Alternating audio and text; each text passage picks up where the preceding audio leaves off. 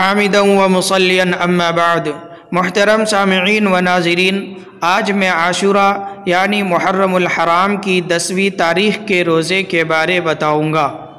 محترم سامعین و ناظرین، بخاری شریف حدیث نمبر 2002 میں ہے، حضرت عائشہ رضی اللہ تعالی عنہ فرماتی ہیں کہ زمانہ جاہلیت میں قریش عاشوراء یعنی محرم الحرام کی 10ویں تاریخ کو روزہ رکھتے تھے اور آپ صلی اللہ تعالی علیہ وسلم بھی رکھتے تھے۔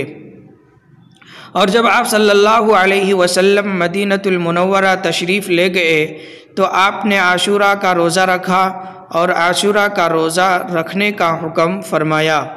پھر جب رمضان المبارک کے روزے فرض ہو گئے تو آپ صلی اللہ علیہ وسلم نے چھوڑ دیا۔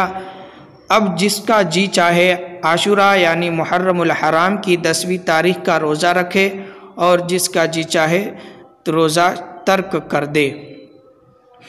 اور بخاری شریف کی دوسری حدیث ہے، حدیث نمبر 2004 میں ہے کہ جب اللہ کے رسول صلی اللہ تعالی علیہ وسلم مکۃ المکرمہ سے ہجرت کر کے مدینۃ المنورہ تشریف لے گئے تو آپ نے یہودیوں کو دیکھا کہ عاشوراء کا روزہ رکھتے ہیں، تو آپ صلی اللہ علیہ وسلم نے پوچھا کہ عاشوراء کے دن کیوں روزہ رکھتے ہو؟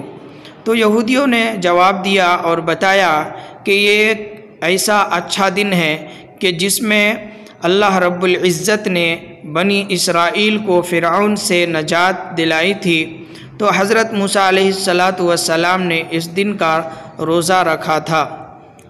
اللہ کے رسول صلی اللہ علیہ وسلم نے فرمایا کہ ہم موسیٰ علیہ السلام کے زیادہ حقدار ہیں، چنانچہ آپ صلی اللہ علیہ وسلم نے عاشوراء کا روزہ رکھنے کا حکم فرمایا اور خود بھی روزہ رکھا۔ اور یہودیوں کی مخالفت کے لیے آپ صلی اللہ علیہ وسلم نے فرمایا کہ عاشوراء کے روزہ کے ساتھ یعنی محرم الحرام کی 10ویں تاریخ کے ساتھ 9ویں تاریخ کا یا 11ویں تاریخ کا روزہ ملا لینا چاہیے۔ اور عاشوراء کے روزے کی فضیلت سے متعلق مسلم شریف کی حدیث ہے، حدیث نمبر 2746 میں ہے، لمبی حدیث ہے۔ اللہ کے رسول صلی اللہ علیہ وسلم نے ارشاد فرمایا، صیام یوم عاشوراء احتسب علی اللہ ان یکفر السنۃ التی قبلہ، کہ عاشوراء کے دن کے روزے سے متعلق اللہ تبارک و تعالیٰ کی ذات سے مجھے امید ہے کہ اللہ تعالیٰ اس روزہ کی وجہ سے پچھلے ایک سال کے گناہوں کو معاف فرما دے گا۔ اللہ رب العزت ہم تمام کو عاشوراء کا روزہ رکھنے کی توفیق عنایت فرمائے، آمین۔